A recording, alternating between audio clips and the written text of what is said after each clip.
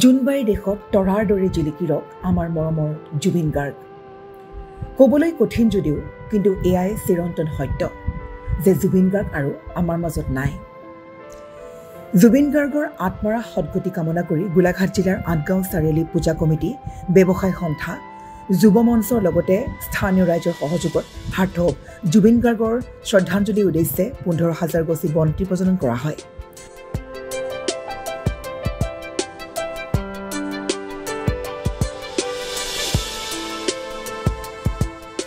লগতে প্ৰাণৰ শিল্পী জুবিন গাৰ্গৰ যি অস্বাভাৱিক মৃত্যু হ'ল তাৰ সঠিক তদন্ত কৰি উচিত শাস্তি বিহিবলৈ দাবী উত্থাপিত কৰিছে স্থানীয় ৰাইজে। যিহেতু জুবিন গাৰ্গক এয়া এক প্ৰকাৰ পৰিকল্পিত হত্যা কৰা হৈছে বুলি দাবী উত্থাপিত হৈছে বা সকলোৰে মাজত সন্দেহৰ আৱৰ্তত সোমাই পৰিছে। জুবিন গাৰ্গৰ মৃত্যু এতিয়া ৰহস্যজনকভাৱে সোমাই পৰিছে এক বিশেষ আৱৰ্তত, যাৰ বাবে জুবিন গাৰ্গৰ এই মৃত্যুৰ ন্যায় বিচাৰি এইদৰে ৰাজ্যবাসীৰ সমান্তৰালকৈ ওলাই আহিছে এইসকল ব্যক্তি। এইসকল ব্যক্তিও আশা কৰিছে যে জুবিন গাৰ্গক যদিহে সঁচাকৈ হত্যা কৰা হৈছে বা জুবিন গাৰ্গৰ এই অস্বাভাৱিক মৃত্যুৰ সঠিক তদন্ত হ'ব লাগে আৰু দোষীয়ে কঠোৰ শাস্তি পাব লাগে। আপোনালোকৰ নিউজ চেনেললৈ আমি স্বাগতম জনাইছোঁ। আমাৰ আঠগাঁও চাৰিআলি পূজা কমিটি, আঠগাঁও চাৰিআলি ব্যৱসায় সন্থা, যুৱ মঞ্চৰ উদ্যোগত আজি আমাৰ অসমীয়াৰ জাতিৰ যি স্বাভিমান, আমাৰ গীতিকাৰ সুৰকাৰ হিয়াৰ আমঠু, স্বনামধন্য গীতিকাৰ জুবিন গাৰ্গ ডাঙৰীয়াৰ ইতিমধ্যে ছিংগাপুৰত নৰ্থ ইষ্ট ফেষ্টিভেলৰ যিটো সাংস্কৃতিক অনুষ্ঠান হৈছিল, আমাৰ অসমৰ পৰা প্ৰতিনিধিত্ব কৰিছিল। সেই সাংস্কৃতিক অনুষ্ঠানৰ এদিন বিৰতিৰ পাছত অৰ্থাৎ 19 ছেপ্টেম্বৰ দিনাখন স্কুবা ডাইভিঙৰ যিটো আকস্মিক দুৰ্ঘটনা হৈছিল, সাগৰ যিটো নৌকা বিহাৰত স্কুবা ডাইভিঙৰ যিটো আকস্মিক দুৰ্ঘটনা হৈছিল, সেই দুৰ্ঘটনাত পতিত হৈ আমাৰ সমগ্ৰ অসমবাসী তথা ভাৰতবাসী, তাৰ উপৰিও বিশ্বৰ সকলোকে শোকস্তব্ধ কৰি তুলিলে। আমি সকলো জ্ঞাতি জাতি ভাই বন্ধু শোকস্তব্ধ হৈছোঁ, শোকাকুল অৱস্থাত পৰিছোঁ। আজি চাওঁতে 5 দিনত ভৰি দিলে।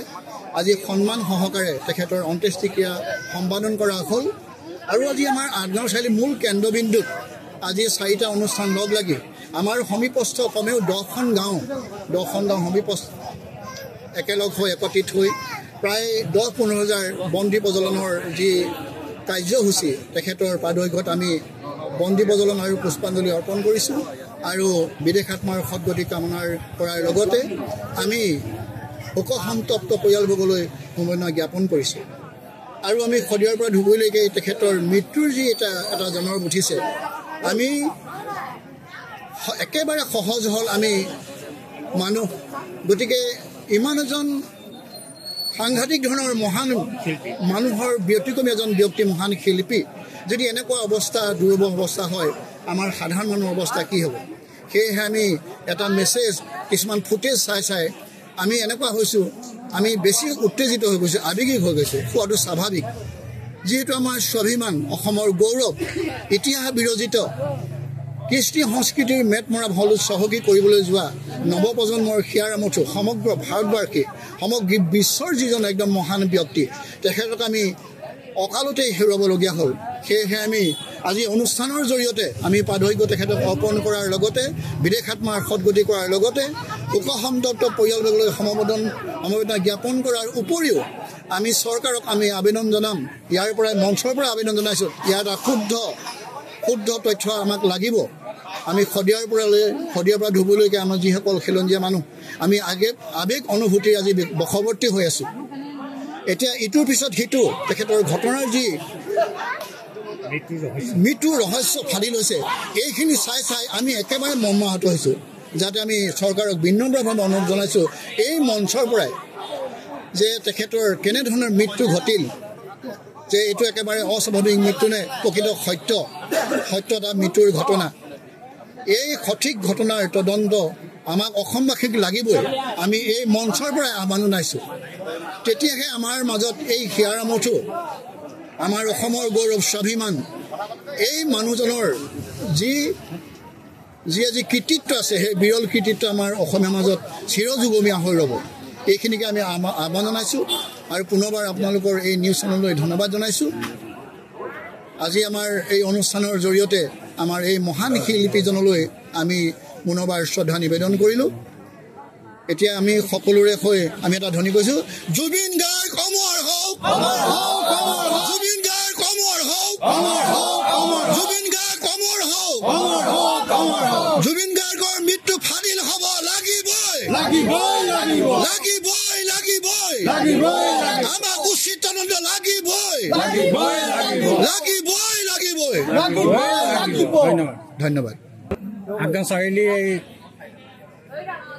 যি শ্ৰদ্ধাঞ্জলি অনুষ্ঠান, এই অনুষ্ঠানত সমাগত সকলোলৈকে ধন্যবাদ আৰু কৃতজ্ঞতা জ্ঞাপন কৰিছোঁ। আৰু বিশেষতঃ আমাৰ এই নিউজ চেনেল যি আহি আমাৰ মাজত উপস্থিত হৈছে, তেওঁলোককো আমি আন্তৰিক ধন্যবাদ আৰু কৃতজ্ঞতা জ্ঞাপন কৰিছোঁ। আমাৰ মাজত আজি এই মহান শিল্পীগৰাকী আমাৰ মাজৰ পৰা হেৰাই গৈছে। আমাৰ সকলোৰে আৱেগৰ, সকলোৰে স্বাভিমান, আমাৰ জাতিৰ এক বিশেষ ধৰণে জাতিৰ প্ৰতি তেখেতৰ যি শ্ৰদ্ধা, তেখেতৰ যি অৱদান, সেই অৱদান, তেখেতৰ গীত মাত, তেখেতৰ যি সুৰ সঞ্চাৰত সকলো জীয়াই থাকিব। আমাৰ সকলোৰে বুকুৰ আমঠু জুবিন দায়ে যেন আমাৰ এই গীত মাতৰ মাজেৰে জীয়াই থাকি, আৰু সেয়াই আমি কামনা কৰিছোঁ। আৰু তেখেতৰ যি মৃত্যুৰ ৰহস্য, এয়া ফাদিল হ'ব লাগে, এই কথাও আমি লগতে ক'ব বিচাৰিছোঁ। আৰু তেখেতক যদি কোনোবাই হত্যা কৰোৱা হৈছে, তেনেহ'লে সেইখিনি সকলো তদন্তৰ আওতালৈ আনি তেখেতলোকক উগ্ৰ শাস্তি দিয়াৰ ব্যৱস্থা কৰিব লাগে। ধন্যবাদ।